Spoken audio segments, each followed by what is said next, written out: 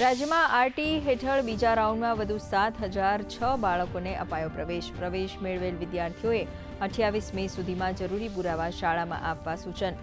બીજા રાઉન્ડની પ્રવેશ ફાળવણી બાદ સમગ્ર રાજ્યમાં કુલ 7,378 જગ્યાઓ ખાલી.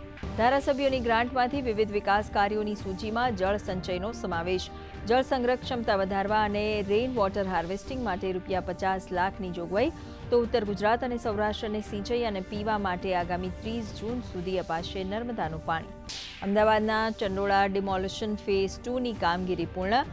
એએમસી પોલીસના સંયુક્ત ઓપરેશનમાં 8,000થી વધુ દબાણ કરાયા દૂર. ઓપરેશન ક્લીન ચંડોળા 2.0માં સૂર્યનગર પોલીસ મથકથી મીરા સિનેમા રોડ તરફના દબાણ દૂર કરીને 2.50 લાખ ચોરસ મીટર જગ્યા કરાઈ ખુલ્લી.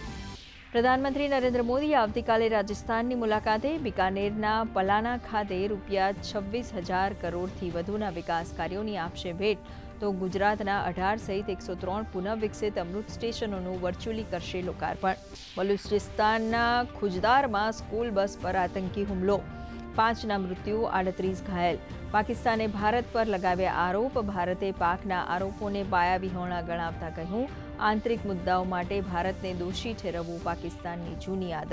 વૈશ્વિક મંચ પર પાકિસ્તાનની પોલ ખુલ્લી પાડવા સંજય ઝાના નેતૃત્વવાળી પ્રતિનિધિમંડળ વિદેશ જવા રવાના. જાપાન, દક્ષિણ કોરિયા, ઇન્ડોનેશિયા, મલેશિયામાં આતંકવાદ વિરુદ્ધ ઝીરો ટોલરન્સ નીતિનો આપશે સંદેશ.